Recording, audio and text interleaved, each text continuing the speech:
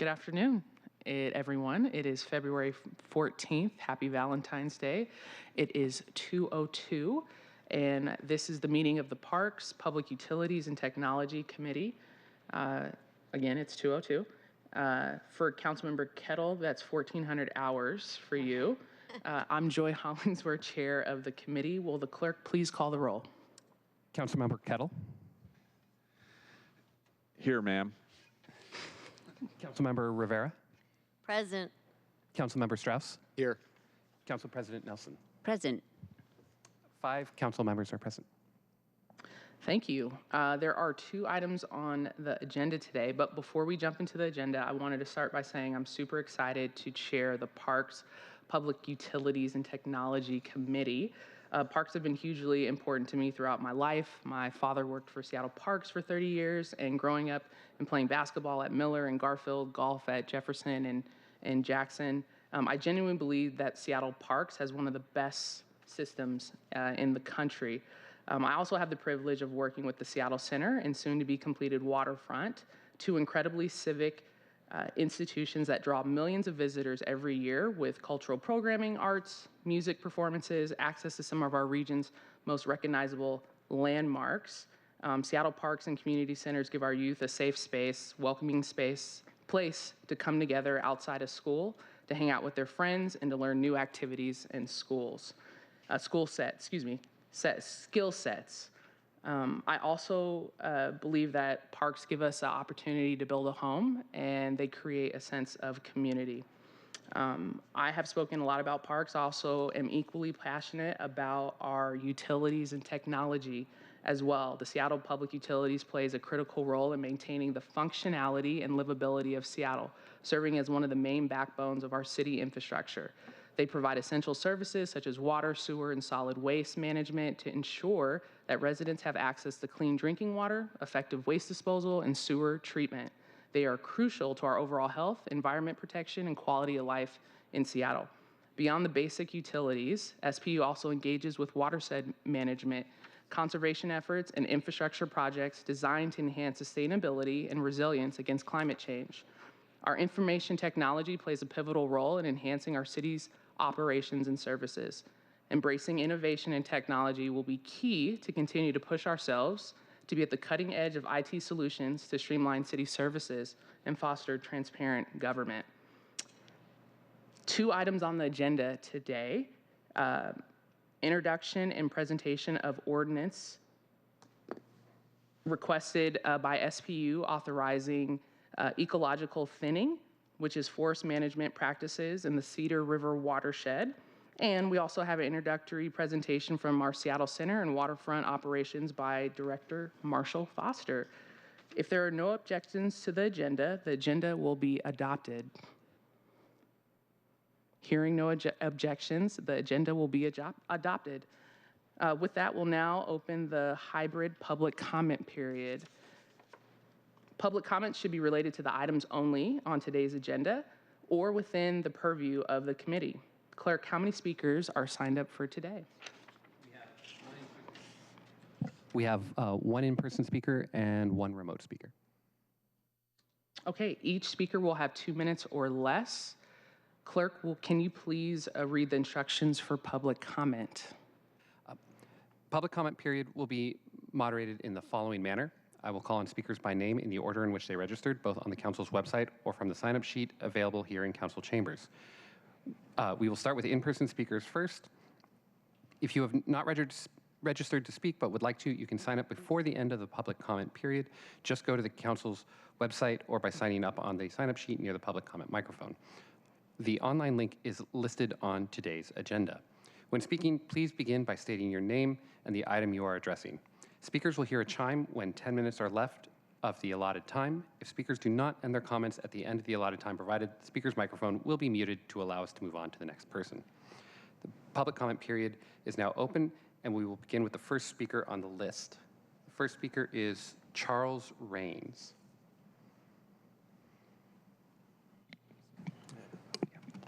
Council members, my name is Charlie Rains, and I am a resident of the city of Seattle, and I've represented the Sierra Club for over 30 years on issues regarding the city's watershed.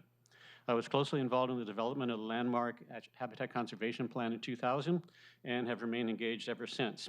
As the Sierra Club's representative on the HCP Oversight Committee, I was actively involved in the preparation of the Forest Management Plan. The HCP was a remarkable 50-year commitment and set the course to ensure the watershed's intrinsic ecological values are protected as a reserve while providing high-quality drinking water. The watershed is large and has a substantial amount of low-elevation forest habitats, which have become scarce in our region due to logging and development. We have now spent 2 decades on implementation, working with SPU staff on projects, prescriptions, and scales that meet the HCP goals and don't become just a logging program. SPU has essentially completed a key element of the program, decommissioning a lot of the extensive road system, which reduces impacts to water quality, wildlife habitat, and reduces maintenance costs. The Forest Management Plan provides clear direction for achieving the terrestrial habitat goals of the Habitat Conservation Plan, preserving remaining old-growth forests, restoring late successional forests over most of the watershed, meeting the obligations to the Muckleshoot tribe, allowing adjustments to deal with climate change. This will involve limited thinning projects. We will continue to work with SPU to ensure that those projects are ecologically effective and not driven by anticipated revenues. It is important the SPU work with agencies to promote recovery of endangered species that are dependent upon these habitats, spotted owls, marbled murrelets, and the recently listed wolverine. We are fortunate to have a professional staff that are committed to the HCP, and let me mention specifically Watershed Director Amy Labarge and Forest Ecologist Rolf Garçon. It's a pleasure to work with them.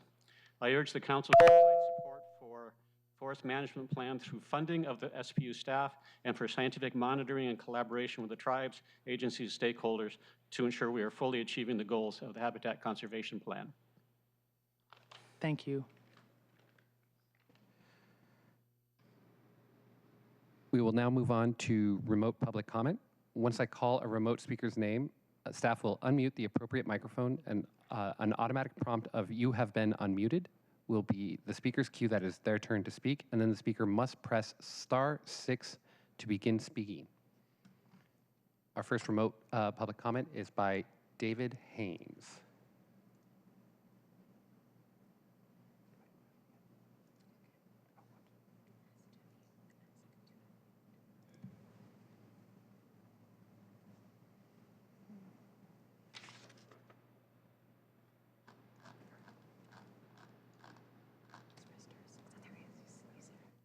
Hi, my name is David Haynes.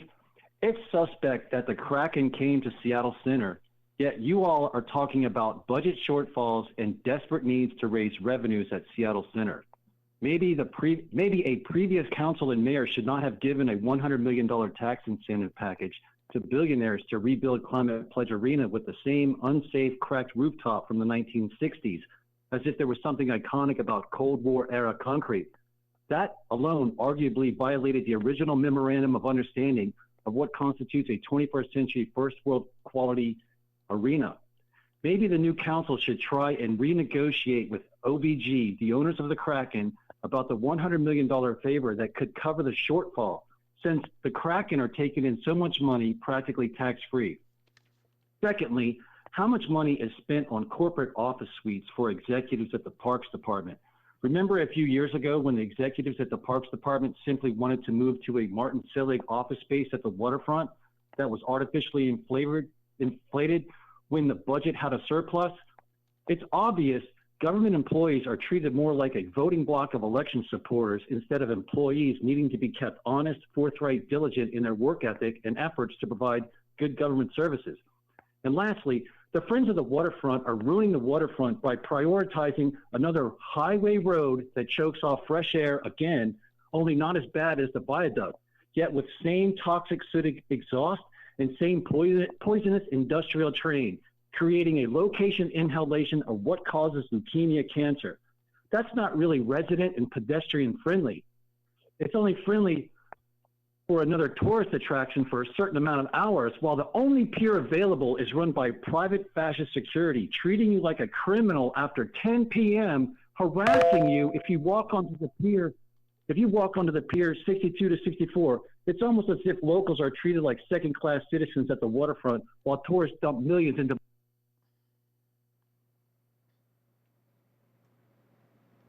Awesome. Thank you. Okay. Did I see someone else sign up for public comment in person? No? Okay. If there are no additional people signed up online or in person, we will proceed to our items of business. Will the clerk please read item 1 into the record?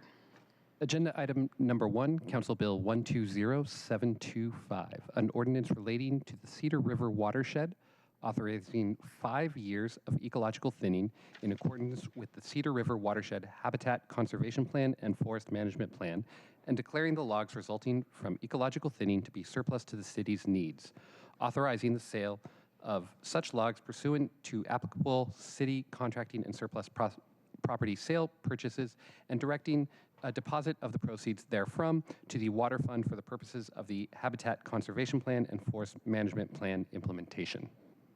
Awesome. Thank you. And I also wanted to give my colleagues a shout out. Thank you all for being on this committee. I know I just jumped right into everything. Just really happy to be serving with you on this committee. Know that you all are really passionate about parks, utilities, and technology.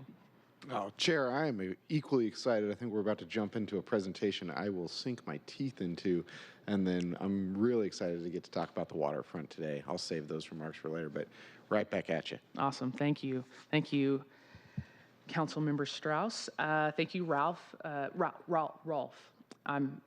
apologize. My dad's name is Raft, and it's similarly spelled. So Rolf and Amy for being here. Also want to thank Brian Goodnight from our central staff as well. Just to note for our colleagues, we will not be voting on this ordinance today. Brian Goodnight will be giving us, from central staff, will be giving us an overview of the process of this bill. And please introduce yourselves, and you can jump right into your presentation. Thank you. Brian Goodnight, Council Central Staff. Hello, I'm Amy Labarge, Seattle Public Utilities Watershed Management Division Director.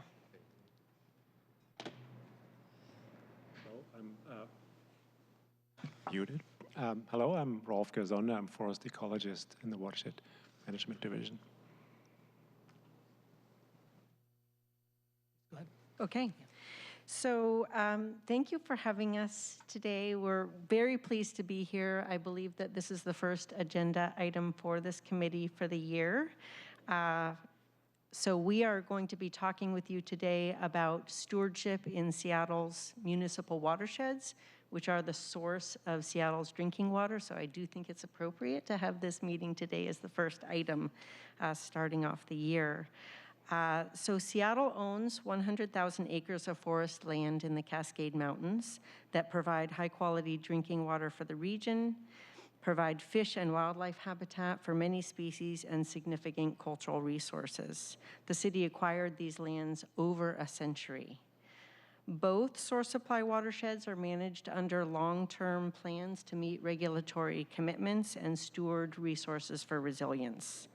The Cedar River Municipal Watershed is managed under a 50-year habitat conservation plan, as you've heard, that was approved in 2000, and Rolf will talk about that a little bit more. The forest management plan under the habitat conservation plan advances those goals and incorporates new goals of climate change adaptation, tribal wildlife habitat provision, and wildfire hazard reduction.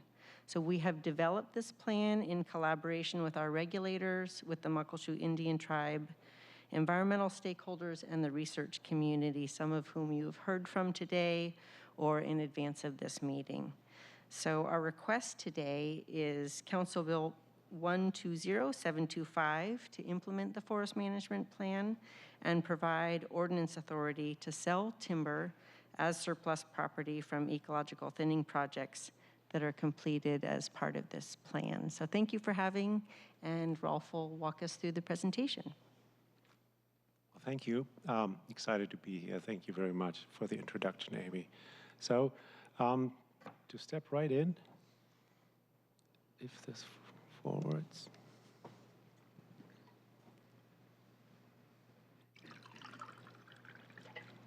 I might need some help. Oh, there we go. There we go. To step right in with the purpose of our request here, it is to give Seattle Public Utilities ordinance authority to sell timber as surplus property from ecological thinning projects in the Cedar River Municipal Watershed.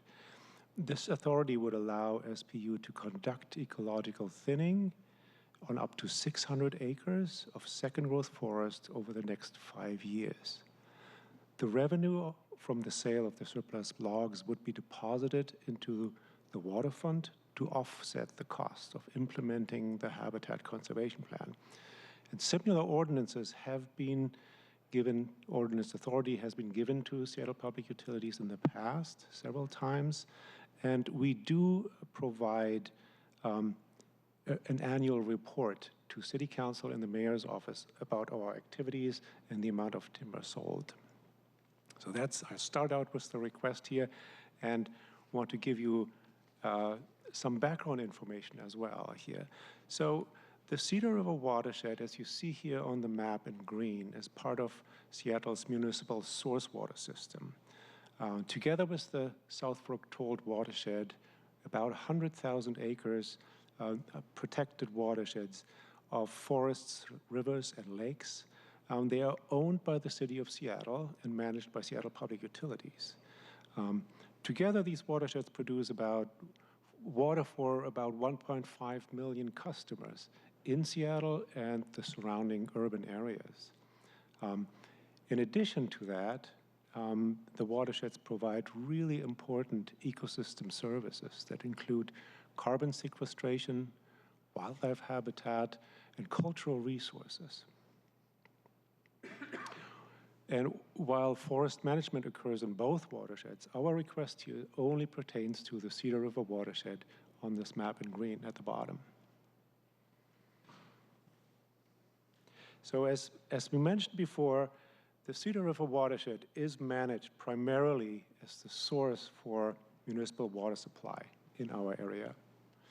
And to allow SPU to withdraw water from the Cedar River, which is habitat for threatened salmon species, the city implemented the Habitat Conservation Plan in the year 2000.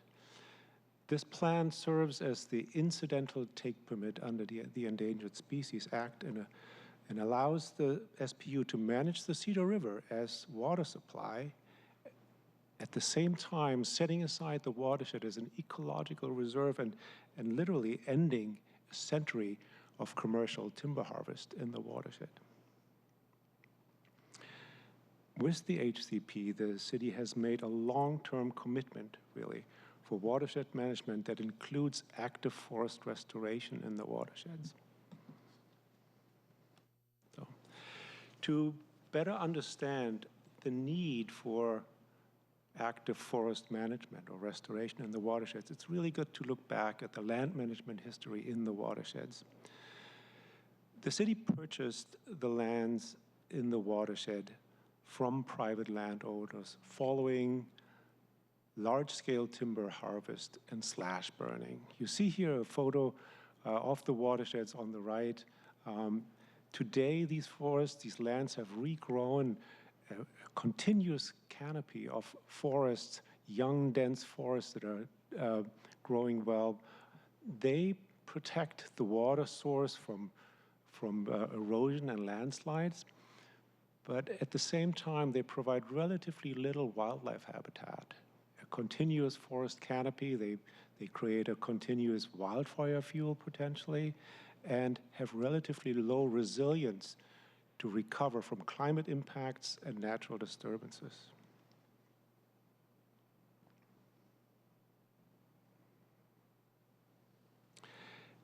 I want to also mention that the program in the HCP was specifically designed to help these young second growth forests develop into structurally diverse, more functional old forest habitat over time. That is a key element of the HCP that we continue on.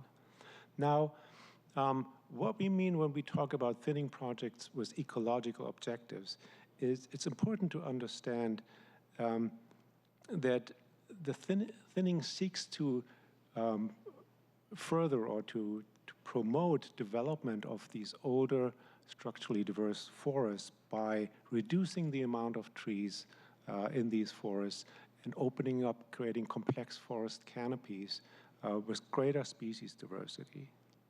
It also increases individual tree growth and vigor, and over time actually increases the health and development of these forests. On the image on the right here, you see a typical second growth forest that we see oftentimes in the watersheds. Relatively dense forests, high stem density, and very little understory vegetation that creates poor forest habitat for wildlife. The resulting forest, the thin forest, will over time, over a long period of time, develop in what we consider rich functional habitat, as you see here on the right-hand side in that image, having larger trees, having young and old trees growing side by side, greater species diversity, and overall improved ecosystem health and resilience to recover from natural disturbances. Chair? Absolutely.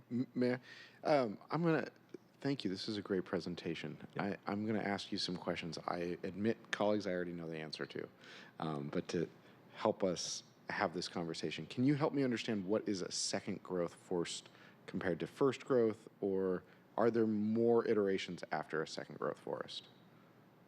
I appreciate the question. Sorry, I should have maybe led with that. Second growth forest we call forests that were previously harvested. So in our land management history, we consider many of the really old forests primary forests that never been harvested before. Once they get harvested, get regrown, we consider them second growth as a second generation following the primary forest that never got harvested. Theoretically, you could talk about third growth and fourth growth forest too, but in the watershed, we only deal with second growth forest. Because we have protected that land and we've been managing it. That's correct. But in private land, we could see third, fourth, fifth growth. Absolutely. But, yeah. And when you say harvested, do you also, by saying that, mean that the trees have been cut down? That's correct. A lot of times, the forest harvesting was either high grading the best trees and burning the rest, or harvesting the entirety of the forest biomass and basically exporting it to the timber market. Thank you. And on slide 5, you say the forests are young and dense, which creates poor wildlife habitat. On your slide 6, I think we've got some visualization there. Can you speak more about, number one, how does second growth become like this? Right. And then why is it bad? That's a great question. That might require a longer answer, but absolutely correct. After the harvesting, and particularly after burning the area and removing all the slash to have the forest regenerate evenly, industrial forest managers prefer regrowing a dense forest that has a lot of carbon accumulation fast. Growing the forest relatively dense maximizes wood productivity. What we don't see in those forests is the diversity of species and the diversity of life forms and different structural elements to maintain. That particular diversity that we see in some young forests that naturally generate without timber harvest has a much greater opportunity for different species to survive and to thrive on it. Species diversity is important. As these stands grow up, they start competing for the limited resources available on the land. And that resource competition really creates a very competitive environment in which only few species survive. And they outcompete everything else below these trees. So what we see virtually is a very denuded forest floor because of the very competitive trees growing above it. For us, that is, we have learned over time that constitutes relatively poor wildlife habitat. For larger wildlife, not having forage of the forest floor. For other species, not having the vertical diversity of habitat niches that we see in some old forests, as you see here on the photo on the right. So it is a natural stand development. There's nothing unnatural about it. But if you see it across the landscape, it's a detriment to the overall species composition and communities on the landscape. Thank you. Thank you. I've got one last two-part question, and if you could slide back to the previous slide and then slide forward to the next one once you're like during your answer. Looking at this picture versus on slide 7, what I'm hearing you say is that a herd of elk will have a hard time getting through this forest, but they would not have a hard time getting through the other picture. And then could you explain to me why or how this picture of a forest is more dangerous for fire as compared to the other picture? Absolutely. And that'll be all for now, Chair. Okay. Yes, in terms of wildlife habitat, we consider wildlife habitat for over 80 species in the watershed. And many of those require a much more vertically diverse forest canopy to thrive, having different habitat niches.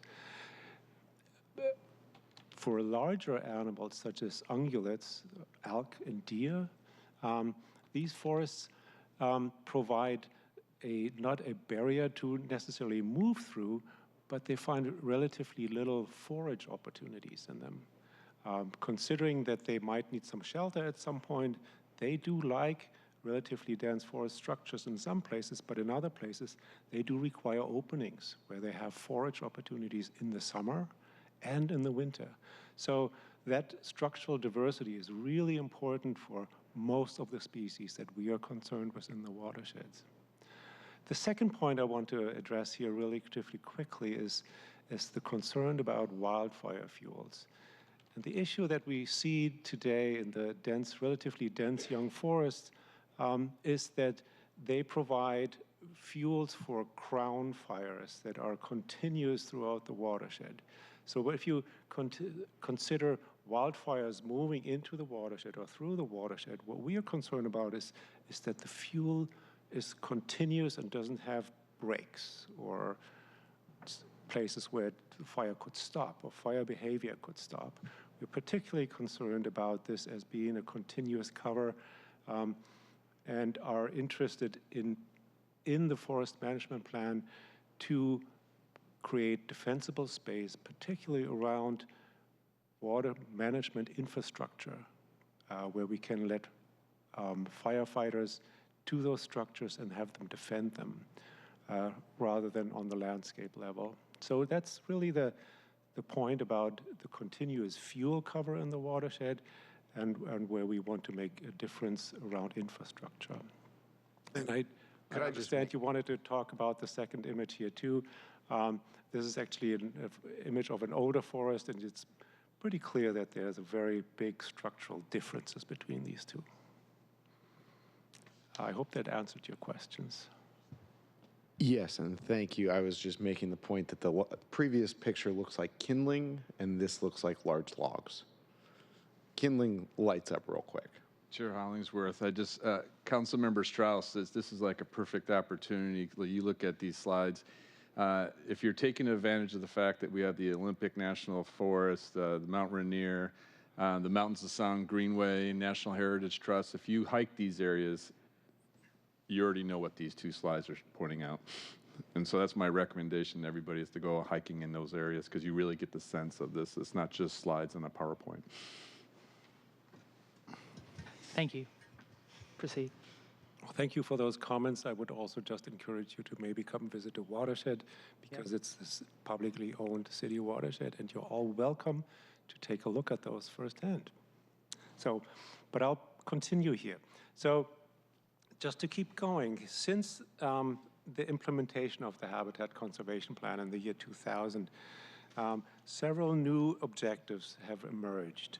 And those include impacts from climate change, the concerns by the Muckleshoot Indian tribe about deer and elk populations, and as I said, the risk of wildfire to the watersheds.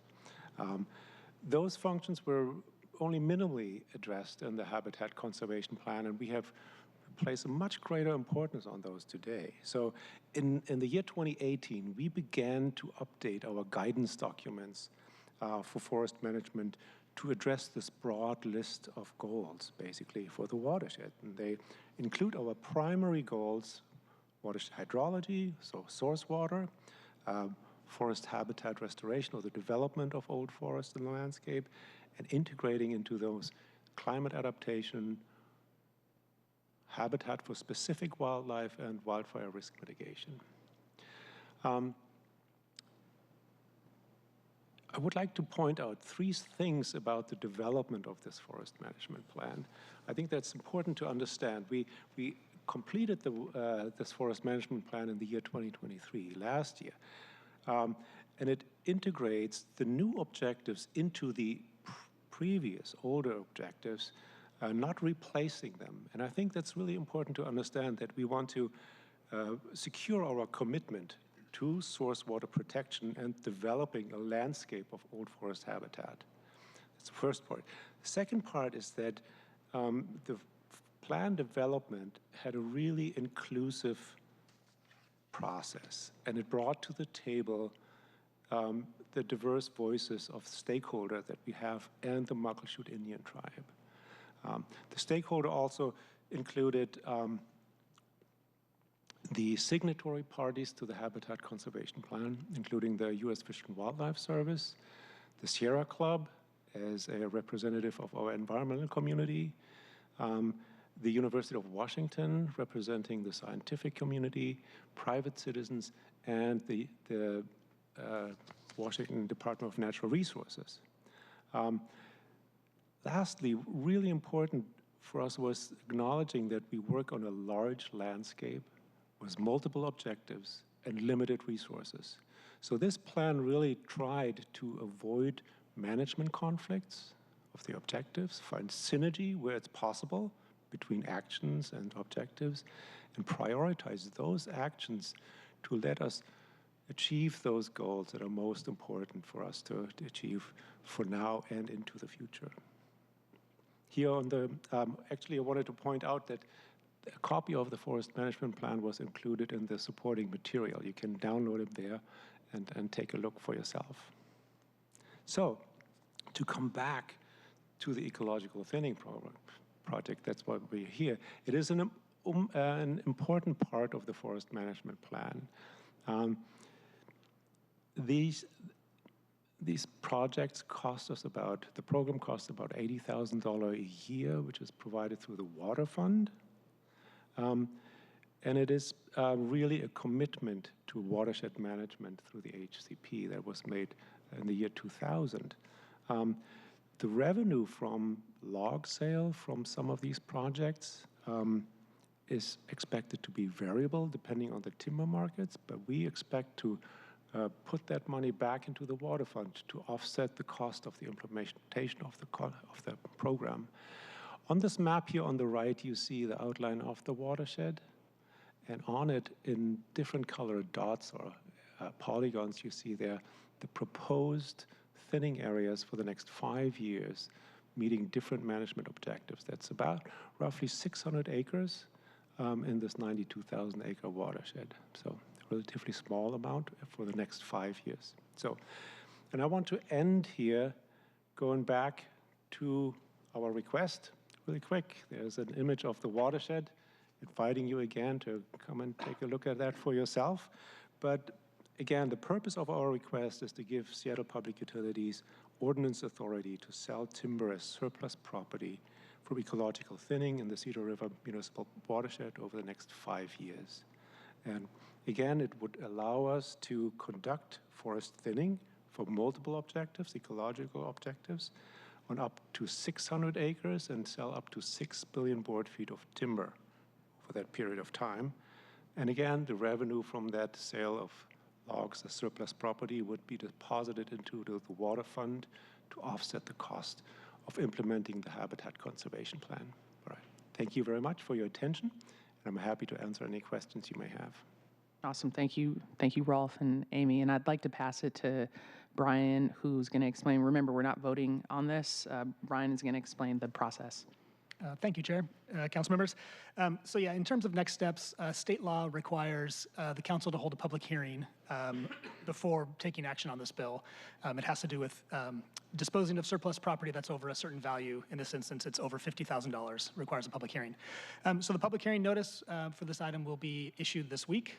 It'll be in the it'll be published, and then that will allow the committee to hold a public hearing at its next meeting on February 28th.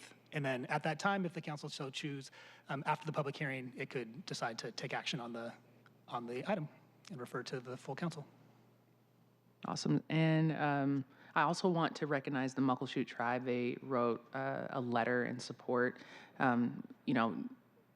ensuring that the original caretakers of this land is on board is important, and all the work that they've been doing to make sure that the Cedar River and the watershed is protected. And thank you all for all your hard work. I would like to open up to my colleagues if you all have any questions.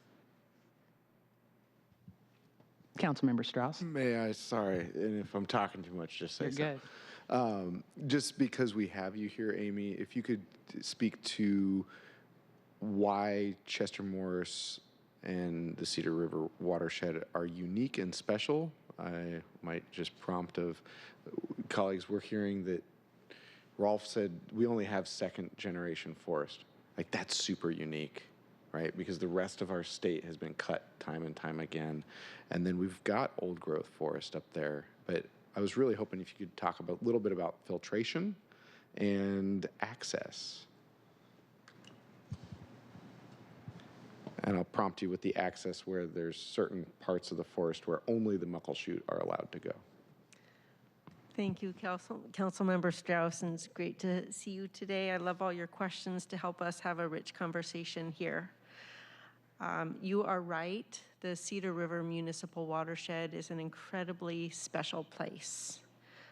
This is a landscape that has been used since time immemorial, and I will just share that there are registered archaeological sites in the watershed that date back to 9,400 years as evidence of the long, long history of use in this landscape. So as we mentioned, the city of Seattle started acquiring lands in the municipal watershed after the Great Seattle Fire of 1889. So it really did take a century for the city to acquire the 91,000, roughly 500 acres of land that we now own, which is 99.7% of the area that is the drainage basin. There are a couple little pieces here and there that Seattle still does not own on the borders, but nearly 100%. And so we take very seriously the responsibility of stewarding these lands for the primary mission of providing high-quality drinking water supply to the region as our larger source supply watershed, not forgetting the South Fork Tolt River Municipal Watershed, which is small and mighty, providing about a third of our drinking water supply. But the Cedar, back to the Cedar, it's a large landscape with a very rich array of resources, different types of forests that Rolf has been talking about, wetlands and streams, and very rich history of human presence. So in 1996 is when Seattle completed roughly its current ownership of this watershed, and that is when we did a land exchange with the Forest Service and acquired about 16,000 acres from the Forest Service. Most of those lands that we acquired from the Forest Service in the mid-90s have old growth or primary forest that has not been logged, and so those are really important natural resources in the watershed landscape. The municipal watersheds have been closed to public access for over a century, and that is for the purpose of providing high-quality drinking water. And that applies to the Cedar, which we've owned for longer, and the Tolt, which we started acquiring in the late 50s, early 60s, 1960s, that is.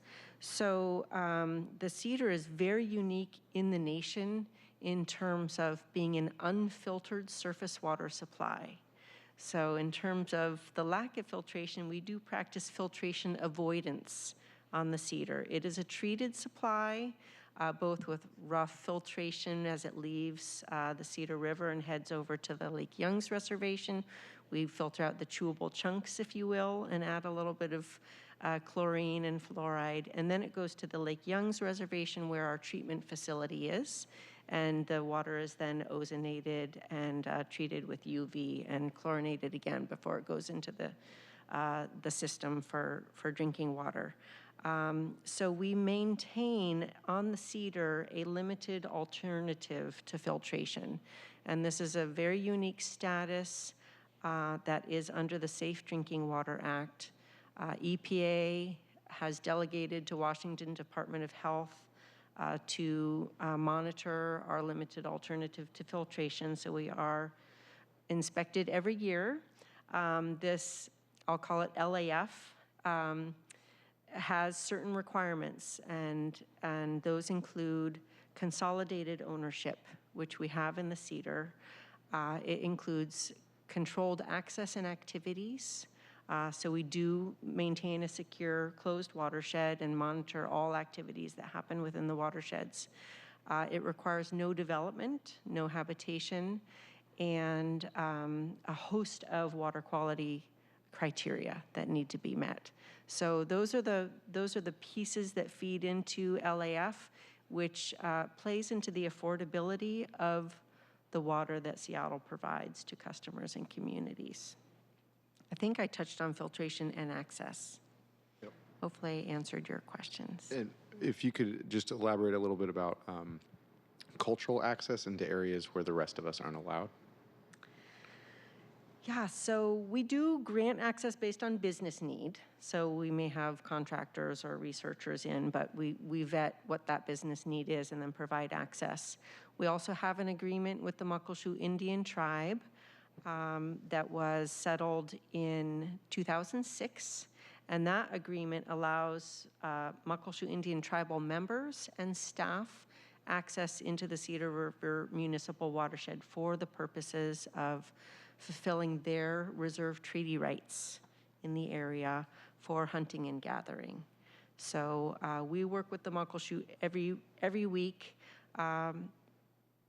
and really consider them great collaborators. And so they do come in and monitor wildlife and manage wildlife. They conduct an annual subsistence hunt, usually in the fall. They have an ability to conduct ceremonial hunts in the watershed as well with limited notice. And so we have really good communication flow at this point with the tribe. And we're extremely happy that they were eager to participate on this forest management planning process. Largely the planning process was initiated because Muckleshoot had some concerns about how much active management that we were doing, and we realized we really needed to have a conversation about that and bring all of our collaborators together in one conversation and develop this plan. So as Rolf said, that started in 2018. It did take us through COVID 5 years to complete the plan, and we're just extremely happy to be able to present it today with the support from Muckleshoot Indian Tribe, with the support from the Sierra Club and all of you. Thank you. Thank you. Council President Nelson. Thank you very much for this presentation. I'm very familiar with HCP, and I am glad to see that there's deeper focus on forest health through these efforts. The fiscal note says that this ordinance would authorize the ecological thinning for another 4 years. So it seems like ordinances, let's see, 124853 and 126267 authorized ecological thinning through, well, I don't know, one of those allowed it from 2016 to 2022. So this is basically a continuation of a program that already exists, right? Yes, it is. With the understanding that we have a new forest management plan that brings in these additional goals of climate adaptation, habitat improvement for wildlife species that are important to the Muckleshoot Indian Tribe, and also stepping forward into the wildfire hazard mitigation space. Okay. So those are new, but I first came to Seattle City Council in 2002 as a new employee to present the first ecological thinning ordinance along with the HCP implementation ordinance. So yeah, we've been doing this for a while. Okay. And no complaints so far. And I'm glad that Chair Hollingsworth did mention the Muckleshoot tribe's approval, and we did get a letter, and they hit the same points. It's beneficial for the forest and in biodiversity. Now, I have a question. Where do these logs get sold? I could answer to that. So we do sell logs to local mills in our area, that anywhere between Shelton and Cedar Woolley. They are all sold on the domestic market, so none of the logs that we sell are allowed to be marketed internationally. That's very important.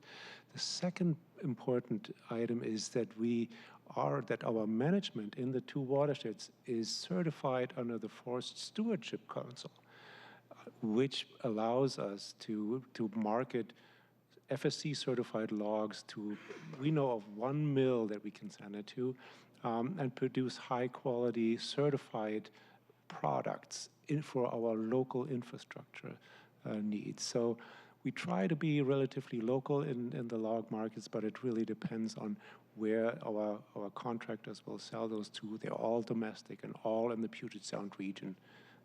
So it's a local market. Thank you. Thank you. That sounds like they're being used to the highest and best use locally. Absolutely. So that's our goal, and we're trying to be in the certified log market as much as we can. We're not wood chipping or something like that, pulping. Okay, thank you. Councilmember Kettle. Just a quick question on the climate adaptation piece. Obviously, in the news, we hear a lot about snowpack and the concerns about the dwindling snowpack. Is there any flexibility, natural ability for like rainwater catch and hold? Is there flexibility there that just happens to be unique to the Cedar River, or is there any concerns on that front regarding basically the climate adaptation and the question around snowpack? So if I understand the question correctly, it's how do we manage the rain that's falling as opposed to relying on the snowpack? Yes, you can ask. Yes, that goes to the adaptation point. This is in the water management space, and I will say that we have observed less snowpack over the last decade. It's been a little more noticeable, with 2015 being a very memorable year as a snow drought. And so our water managers are really learning about more dynamic management of our water supply and capturing rain where they are able to, while also addressing flood hazard reduction during the rainy time of year. So 2015 was a remarkable year with that scenario where we didn't have snow, but we did have some very significant rainstorms in the spring, and were able to fill the reservoirs and then manage from there. So I hope that answers your question. Rolf might want to add a little bit in terms of forest and water cycle regulation if you wish.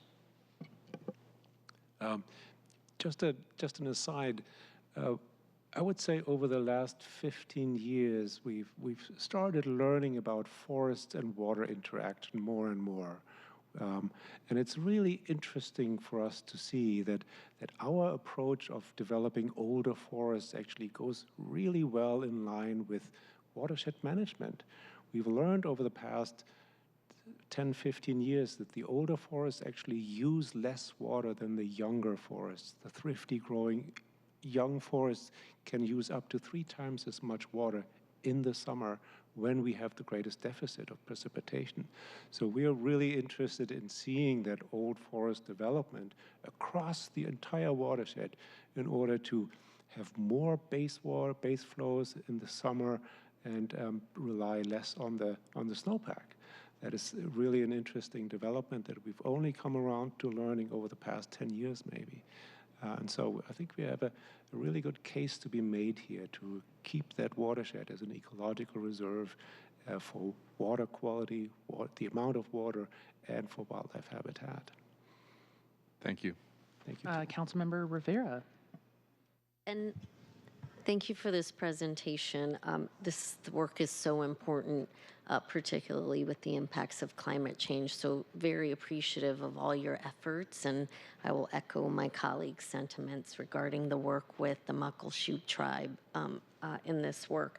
I'll say not part of the actual ecological thinning program, but you all, the Watershed maintains an education center that I say I have visited with my children when they were younger, and I actually visited with, when I was in LA here for Councilmember Rasmussen, we actually had a retreat there very many years ago. So I say all that to say that you all do a great job educating the public, and I encourage people to really visit the Education Center to learn more about the work that SPU is doing at the Watershed. So thank you for that. Thank you. And we do have a new manager at the Watershed Education Center who just came to us from Seattle Parks and Rec. And there may be a conversation that we want to have there at another time. And I do want to reiterate Rolf's invitation to come out to the Watershed Education Center, and we can give you a tour into the watershed and see the reservoirs and the forests that we've been talking about. Thank you very much. Thank you. And if there are no further questions, I just want to thank Amy, Rolf, and Brian for your presentation today. And looking forward to working with you on this, protecting our aquifer and our watershed and all the good stuff. So thank you. We will now, will the clerk please read agenda item 2 for the record? Agenda item number 2, overview presentation by the Seattle Center. Thank you for being here, Director Foster and Demetrius. Had a wonderful time visit a couple weeks ago with you all on campus. And it's the Seattle Center is near and dear to a lot of us, as it is Seattle's rec room, as we like to call it, with all of the wonderful events that you all host.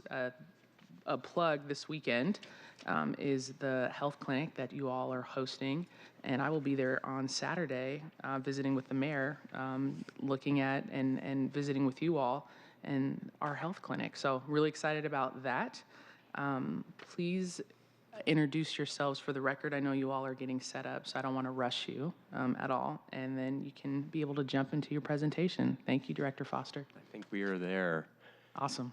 Good afternoon, Chair Hollingsworth, committee members. It's a real pleasure to be with you and to be with you in person in this chamber. So thank you for having Seattle Center out. We're delighted to brief you on the center.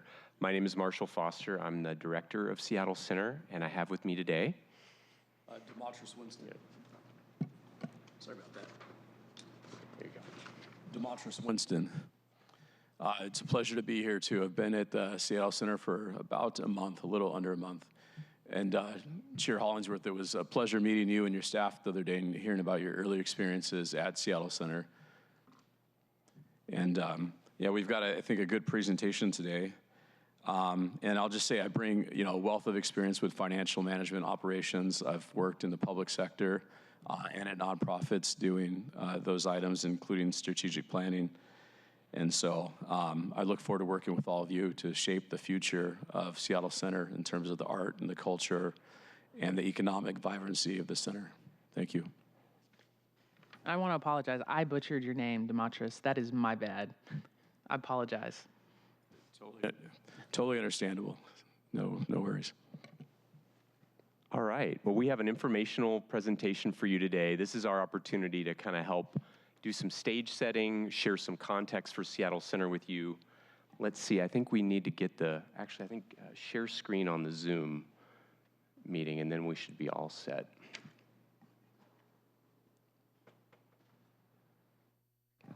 Yeah, there you go, Logan. Thank you. If my colleagues have time, go visit the Seattle Center. I know you've all been there plenty of times. I don't need to tell y'all, but it's a fun This will place be a to go very to. big weekend for us. We'll come back to the clinic, but as you mentioned, we have the Seattle King County Clinic happening starting tomorrow. So, all right, we're just about there. We're all getting our in-person, legs back here. Excellent. Okay, so thank you again. We're delighted to kind of give you an overview. Next slide. So let me just start by kind of laying out the fundamentals of Seattle Center. And bear with me, I know a lot of you know Seattle Center well, but also for the audience at home, et cetera. Very unique place. Seattle Center's mission is very unique for city departments. I've had the opportunity to work in various parts of the city family, and this is the only place I've worked where delight and inspire is in our mission statement. We create exceptional experiences, events, and environments to delight and inspire the human spirit and build stronger communities. And we do live that on a day-to-day basis, and we'll talk more about that. Seattle Center is a 74-acre campus created as part of the 1962 World's Fair, with 40 acres of green space at the heart of that. It is a very eclectic mix of 30-plus cultural, arts, sports, entertainment organizations who all call Seattle Center home.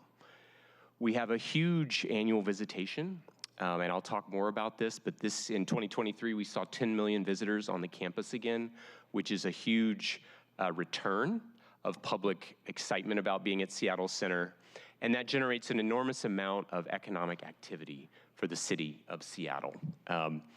One of the things that's also unique about our department in the city family is we're not technically an enterprise department, but we're in the business of generating our own revenue through commercial events, through our leases, through all the activity in the Armory Food Hall, et cetera. We generate the majority of the revenue needed to cover our expenses. Not all, we do rely on city funding as well. And in order to do that, we play a range of roles. We're a business partner and sponsor. We help finance the work of our resident organizations. We're obviously a landlord and a custodian. We're also an event producer and promoter. So I'm sure many of you have been to our Festal community events. You've been to Winterfest. Those events we actually produce as Seattle Center, in addition to the events we do where we invite partners onto the campus. Bite of Seattle, Bumbershoot, Folk Life, events like that. So we play a lot of different roles. We employ about 230 permanent staff, as well as hundreds of event-related intermittent staff. Folks who are on the campus helping people find their way, ushers at McCaw Hall. Those are intermittent staff who come on a time-limited basis. Next slide.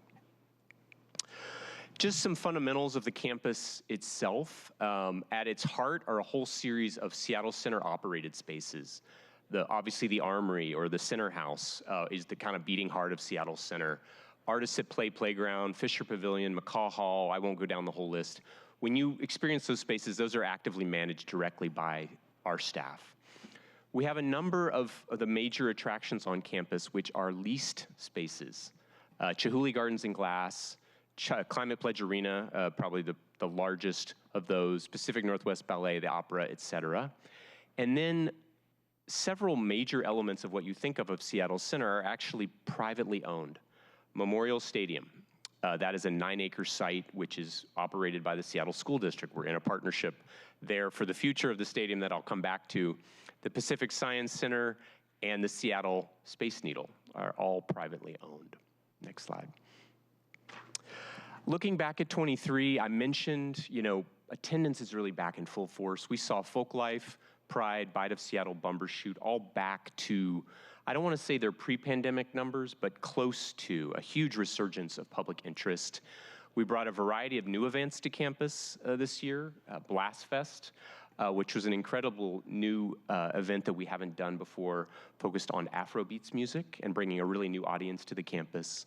The Christmas Market, which became part of our Festal program, as well as broadening our Festal events.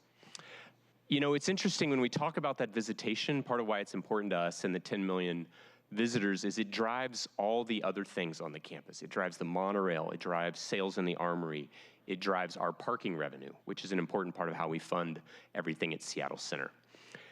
At the same time, as you know, we're dealing with a challenging budget environment. So how are we going to reduce costs and increase revenue as we look forward to help manage the future? And then lastly, just acknowledging this has been a major transition year. I'm sure you all knew my predecessor, Robert Nellums. He was a close friend and a real inspiration. And that he was in that role for, I believe, 17 years. So for our staff, that's been a big transition. I think we're all about getting the fundamentals right, strengthening our management, and sort of setting the stage for the future. Looking ahead, this is a snapshot of our major priorities for 2024. First and foremost is building on our recent success with major events. The other thing that we'll come back to is we have now taken on the role of operating the new waterfront park. So as of last July, Seattle Center is providing the overall operations leadership for the city family, including maintenance and public safety on the waterfront.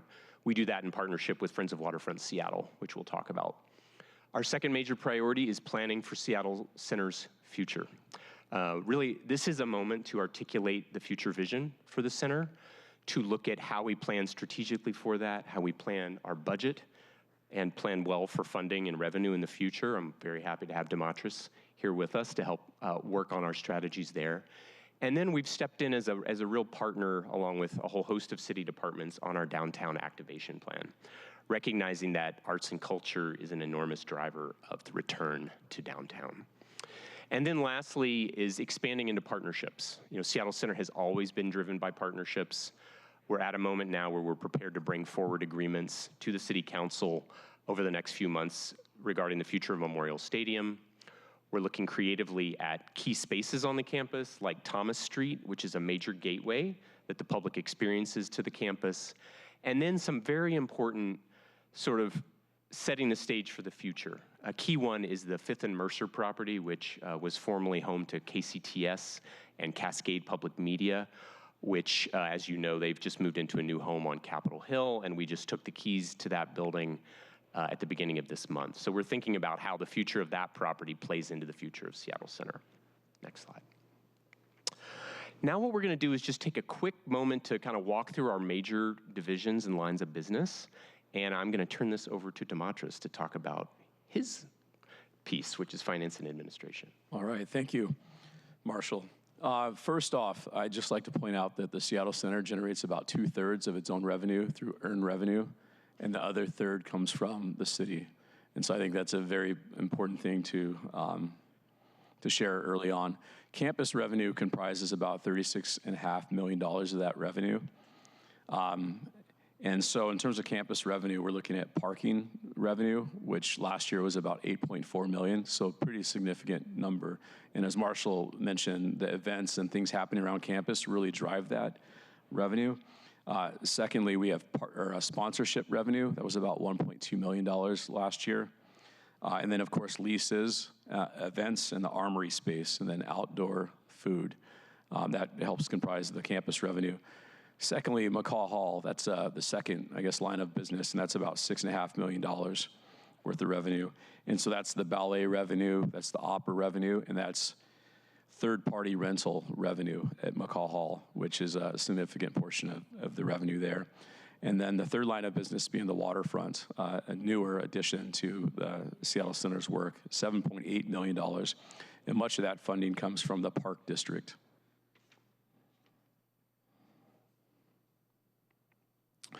This next slide here really shows the capital budget. In total, it's about $5.1 million allocated to 4 different areas. The first area being McCaw Hall, second area being campus for various things. I was talking to Marshall earlier, and he mentioned roof replacement, and that there's a lot of roof replacements. It's an aging campus, and so the needs there for capital improvements and maintenance are substantial. Secondly, there's the monorail. And then last, Memorial Stadium, and much of that funding there. The city has a much larger commitment, but much of the funding you see in the '24 budget is related to consulting and planning and some staffing related to getting that project going and continuing the project.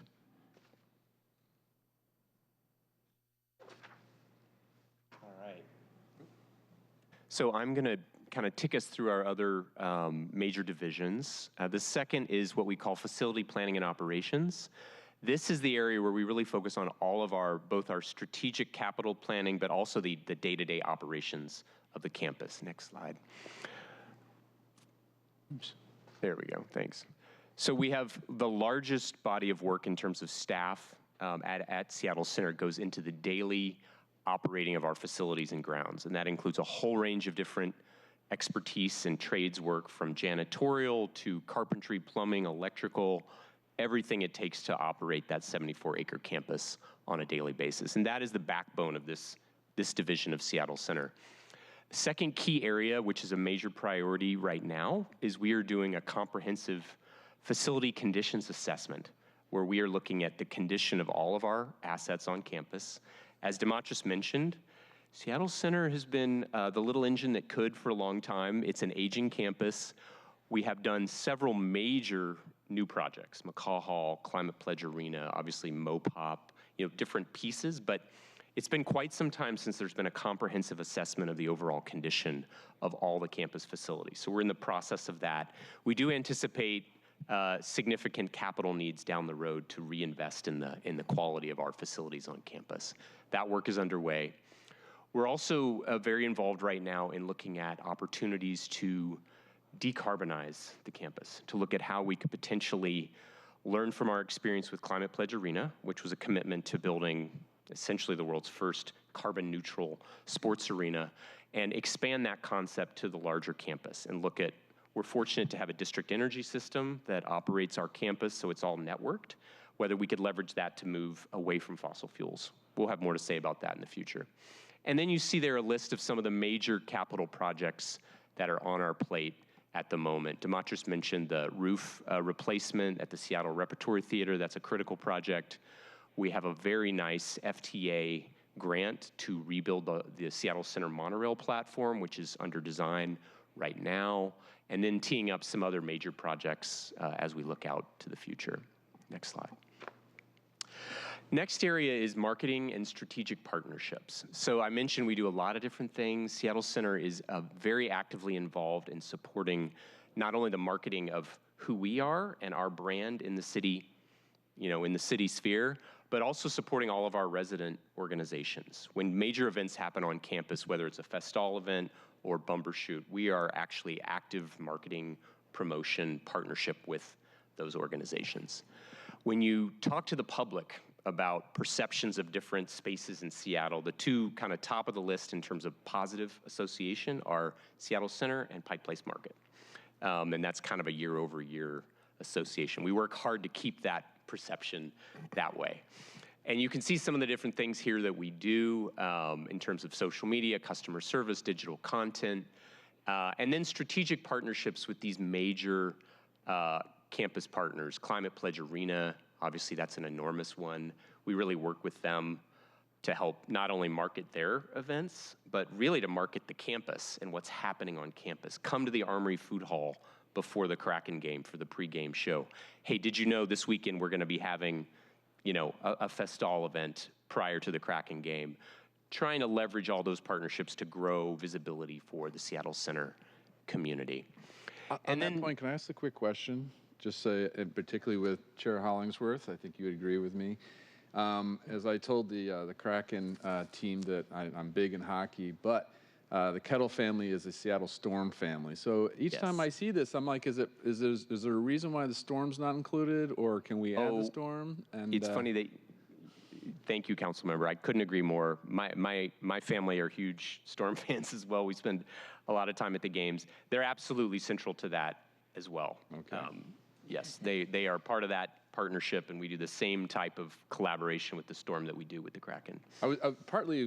Partly to make a point, partly out of curiosity, because I always do see Kraken, but then I don't see Storm, and I was just wondering if that was purpose, why that comes about, and that's why I was curious. Yeah, their lease agreement is basically with the Kraken for the building. So the city held the original lease agreement with the Storm, and then that was basically transferred to them. So in terms of the primary partnership, it is with the Kraken, but that doesn't, that's not to suggest there's not as much commitment to the Storm. Okay, great, thank you. Yep. And Chair, allow the record to reflect the Seattle Storm are the most winningest team in city history. Thank you. Well said. Arguably the winningest, at least professionally. So last area in terms of marketing and strategic partnerships is business integration. So this is the side of Seattle Center that manages all of those campus sponsorships. So when you're on the campus, you see some of the signage. We actually generate about $1.2 million in annual revenue from that supports all the public programs, the food hall, and transportation and parking. Next slide. Just a few imagery of, this is the kind of, I'm sure you've seen this, the kind of marketing material that we put out there. Next, yeah. So last but not least, the programs and events team at Seattle Center. Next slide. This is really where you see, there you go, thank you. A lot of the programs and events that people think of when they think of Seattle Center. This team does all of our booking and sales, working with folks who come in to do events and rentals at Seattle Center. We directly manage events with our staff, manage productions. We have a very skilled stage and sound team who do all the event support when you see a great event at Seattle Center, guest services, and then emergency services as well. So we do maintain our own public safety staff on campus who keep the campus safe and welcoming. Public programs, that's all of our Festall, Winterfest, essentially our events that are free to the public. The 4th of July naturalization ceremony, which you may have been to. And then our commercial programs, which that's our revenue generating side of the operation. Next slide. Just a few images of some of the high points of being on campus, the different types of things that group of people does.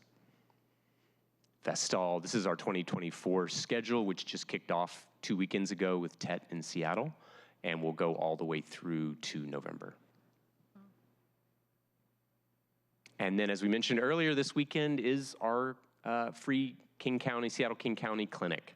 And so if you haven't had a tour, I know several of you are coming out for a tour this weekend. It's well worth it. It's an incredible operation, completely free to the public, dental, medical, vision, everything that people need, and we will serve tens of thousands of people in the process. So, all right, I'm gonna close with just a little focus on two major kind of new parts of Seattle Center. First is our partnership with the Seattle School District for Memorial Stadium.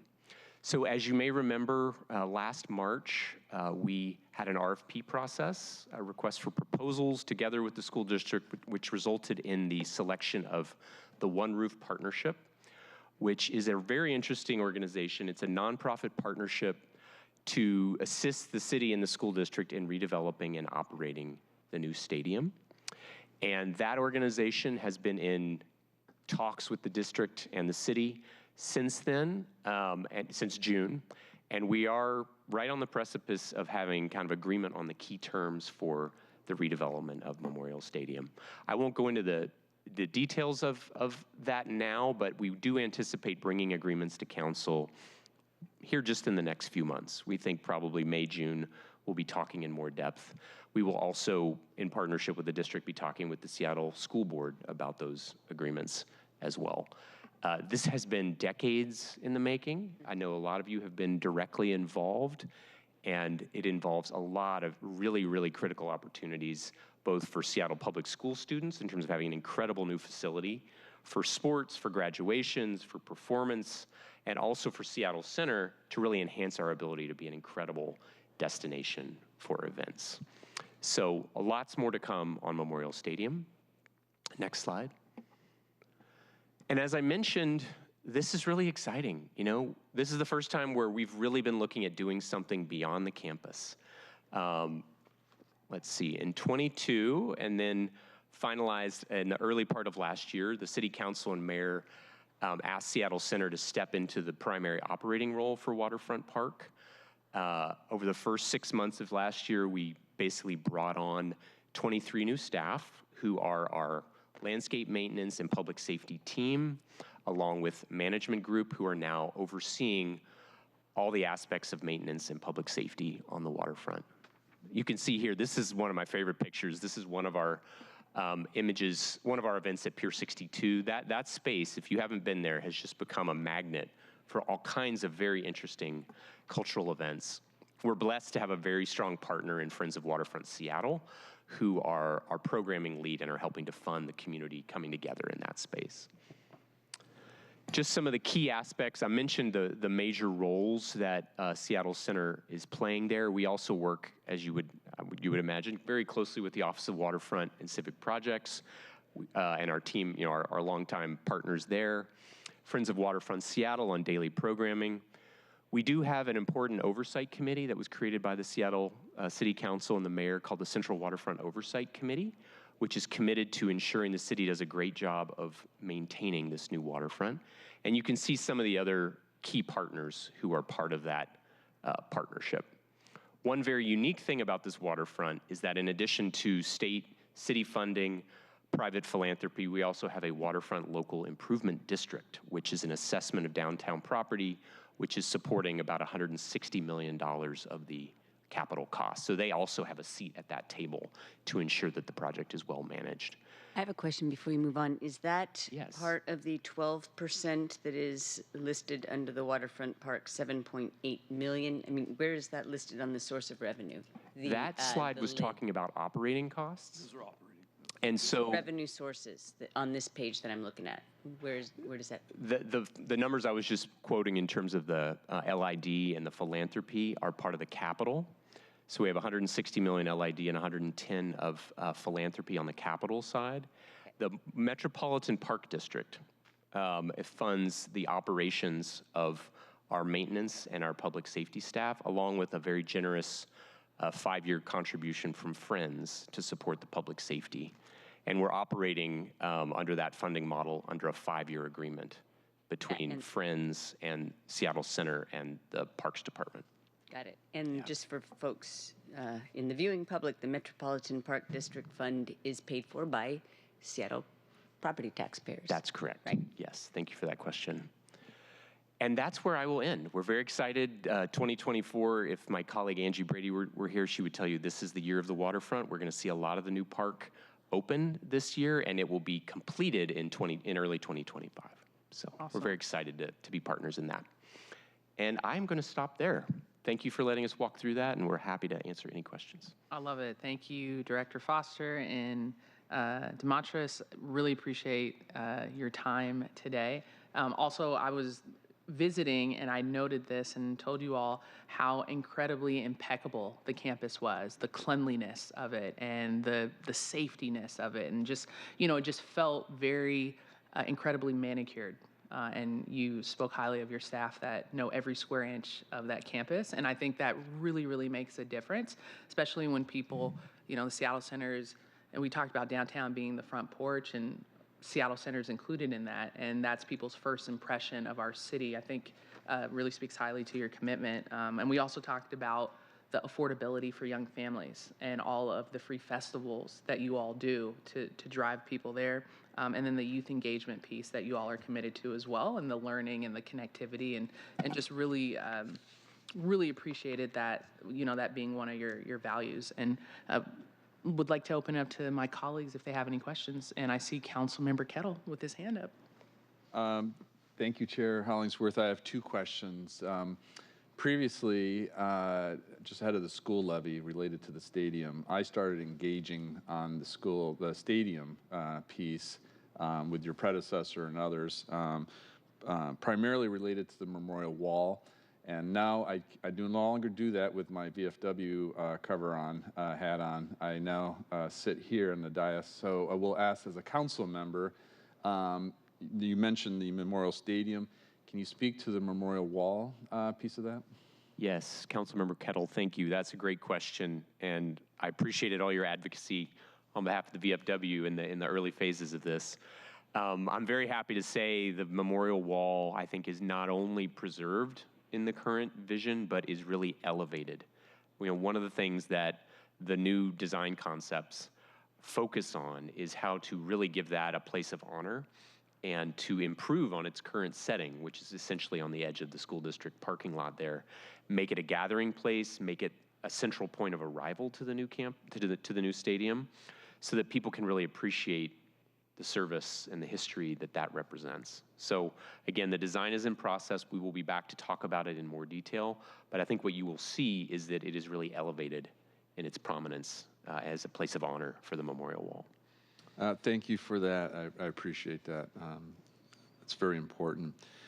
Secondly, with my district hat on, this briefing's great. A lot of big pieces. Obviously, I've been down there a million times. I know the different parts that you're talking about. And we have these big things going on, but sometimes it's the little things. And so I just want to channel one of my constituents, an elderly lady, who prior to the pandemic would go to the Armory, I believe it was the Armory, and there was like a seniors dance event or opportunity, which was very popular with the seniors. It was a great way to have, some cultural life enrichment, which is really important for our elderly in terms of, to combat isolation and like. And, I recognize with the pandemic, a lot of things ended and some things haven't restarted.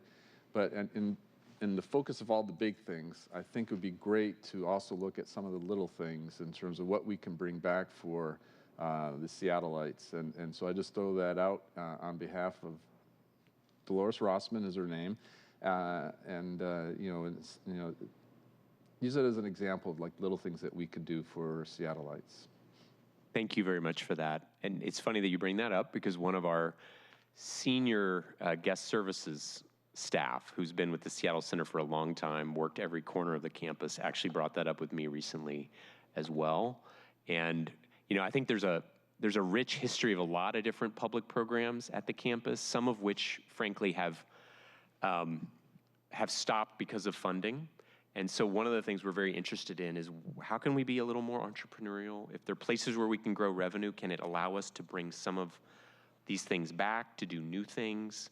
And we're happy to look at, if there's opportunities to bring that event back. That was a much beloved part of what we used to do when it used to be called the Center House, what we used to do there. So thanks for sharing that. Great, thank you. And that leads me to a quick question before Councilmember Rivera. Can you, and I forgot the stats, but could you share with us the percentage of people that are in Seattle that utilize the Seattle Center, people within King County? And I think you gave me stats. I can't remember. And it's off the top of your head. It's fine if you don't have it. And it's off the top of my head too, but I'm pretty sure I will get this right. And I know Mark Jones, who oversees our partnerships, will correct me if I get it wrong. 50% in Seattle, 25% regional, and then 25% more broad than the region. Perfect. Just to give you a rough sense. Thank you. That was good because I would have got that wrong. Thank you. Councilmember Rivera? Thank you, Councilmember Hollingsworth. I want to thank you both for this great presentation. It's really exciting to hear all the things that are happening at the center. I think we've all been there a million times, as Councilmember Kettle said, and have really enjoyed many parts, all the parts that the center has to offer. I also, it's exciting to hear you're now at Seattle Center, having worked so, done so much work at the waterfront. So thank you for your work to make the waterfront, in partnership with the Friends of the Waterfront, the reality that it is today. It is really exciting, and it's really great to see this point of connection between the Seattle Center and the waterfront, rather than have two separate things. So really, I had not realized that now the Seattle Center was going to be doing that point of oversight, so that's really great. I do have a quick question about Festal. In terms of revenue, I know that it had been receiving some ad tax from the arts department, and I wondered if that was still the case or if that has been shifted out of your budget.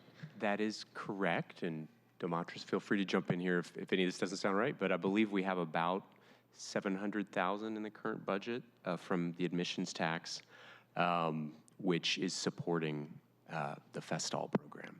Sounds correct. Yeah.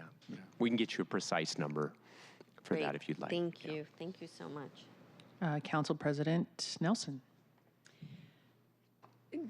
Two compliments. Number one, on the reboot of Bumbershoot, I was not able to go this past year, but I was proud to support the youth program as a budget item the past couple years. And for everything I hear, it's fabulous, great new production company running it. Name escaping me, but some legends.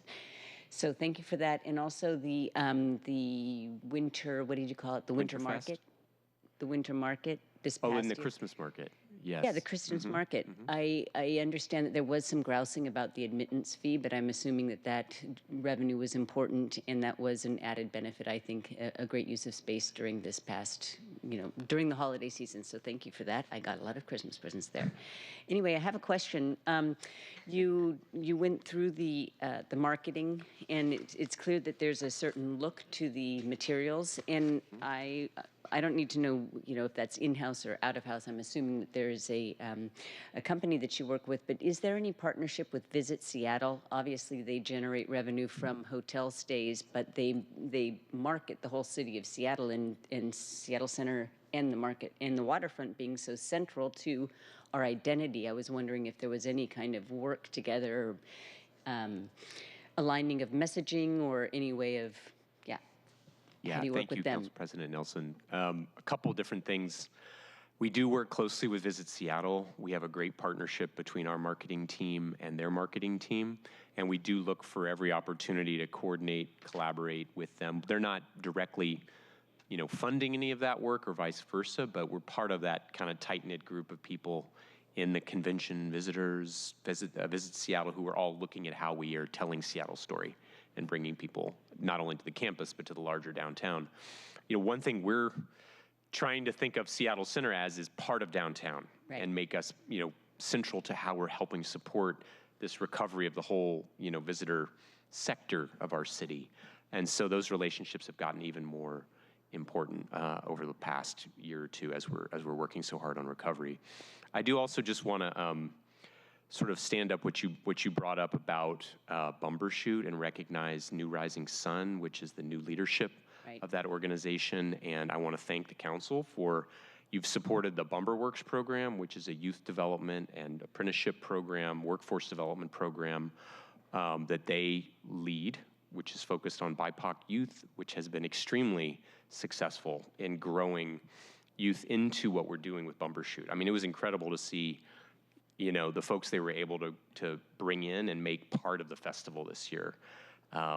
We were very happy with the feel of the festival. It felt accessible. It felt open to the community. It was super different than what it used to be when it was just about the music. And we're lucky to now be able to grow that Bumberworks program thanks to some funding that is in this year's budget. So just wanted to recognize that.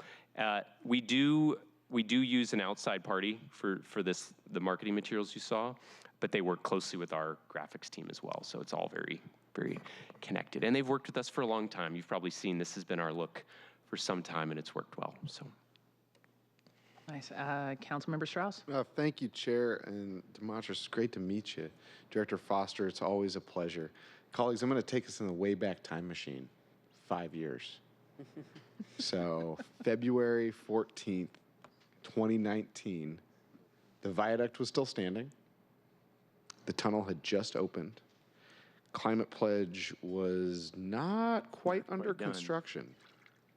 Construction was about. Yeah, you're right. It was getting started, but we weren't through it yet by any stretch. Yeah, we were. Because I remember going to view it, the construction hole, while we were in the pandemic. It was my first site tour during the pandemic. The waterfront was.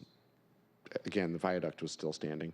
Memorial Stadium was still an unknown ball of wax. KCTS building was same situation. We didn't know where it was going. The monorail didn't run as frequently as it does today and did not accept Orca passes. And let's see if I had any other notes. I mean, but also Seaskate, the skate park that was at Climate Pledge Arena, what is now, had to be moved. Thomas Street was just an idea of a pedestrian corridor. I say all of these things because in 5 short years, our city has transformed on both the waterfront and at Seattle Center, because just with Climate Pledge Arena opening, that vitality that you were talking about, Councilmember Chair Hollingsworth, is that same vitality that I feel that maybe didn't exist 10 years ago, and no fault of anyone, but having our Coliseum, Key Arena, Climate Pledge Arena being as I mean, I loved going to concerts at Key Arena because you could hear the song 4 times. bouncing off the walls, and the acoustics are so much better now. But I guess I don't have a question. I'm just making a point that in this short term, we have really turned a corner in a big way. And I just want to thank you, Director Foster. Thank you, Director Nellums, because some of my favorite memories in life are at Seattle Center. I survived the Nisqually earthquake there. I've seen everyone from Big Boy to Tribe Called Quest and so many others.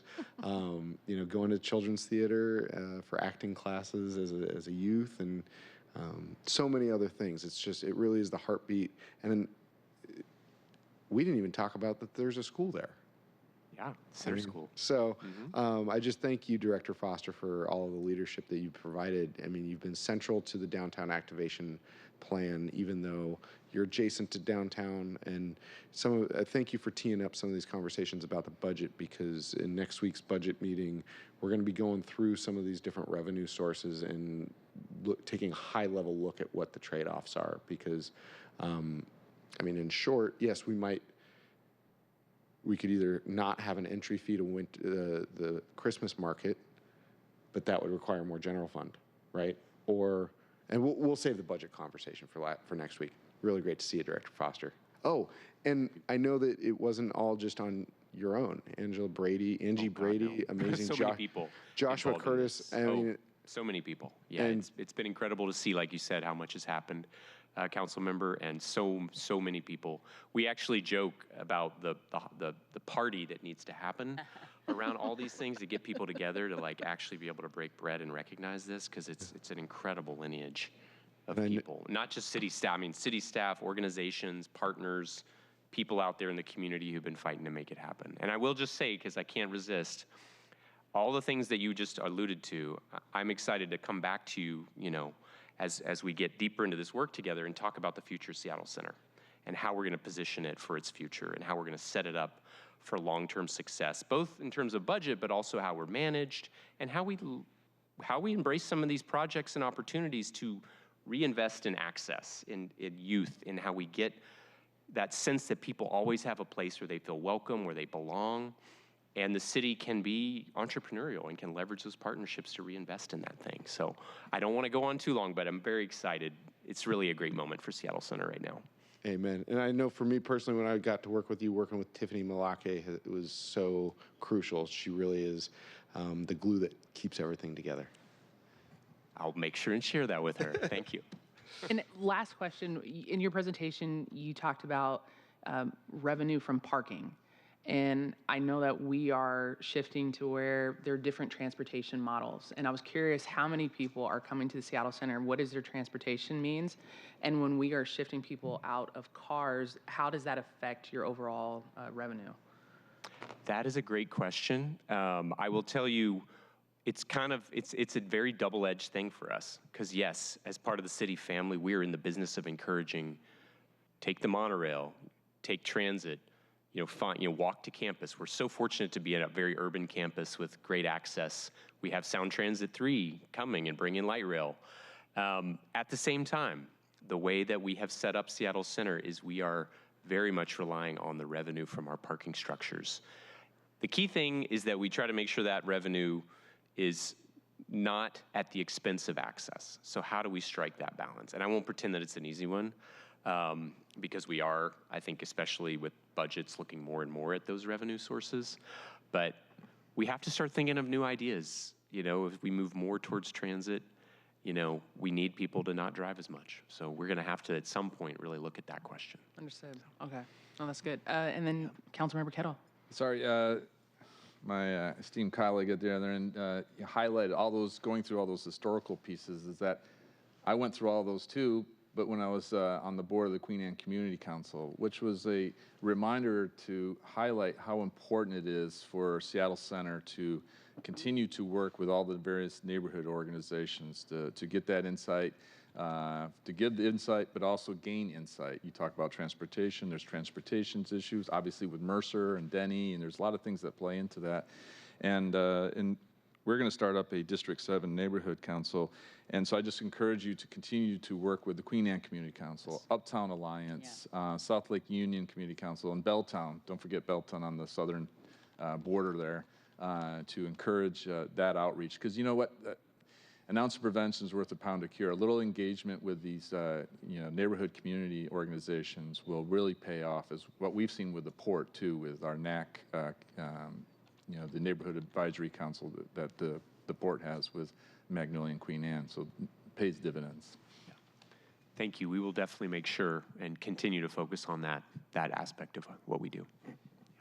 I just want to highlight what Councilmember Kettle said. We've received a couple emails from the Uptown Alliance, and one thing that I'd never thought about before was the fact that when people are going to Climate Pledge, they are depositing things in the garbage cans, going in and recycling in and out of the campus. And so, for your committee, I mean, it's just those tiny little things about how are we maybe increasing pickup along those arterials or whatever. So, yeah. That is a key thing. One thing that happened, Uptown has always been such an important area for kind of making sure we're managing the impacts from big campus events, because it's so right there along with Queen Anne and everything around us.